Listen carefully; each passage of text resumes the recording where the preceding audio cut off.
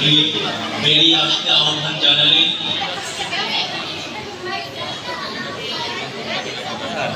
বিদ্রোহী কবি নজরুল নারীকে শৃঙ্খলা দিয়ে বেরিয়ে আসতে আহ্বান জানালেন তার কবিতা। স্বর্ণরৌপ্য অলঙ্কারের চক্ষু পুরিতে নারী করিল তোমায় বন্দিনী বলো কোন সে অত্যাচারী।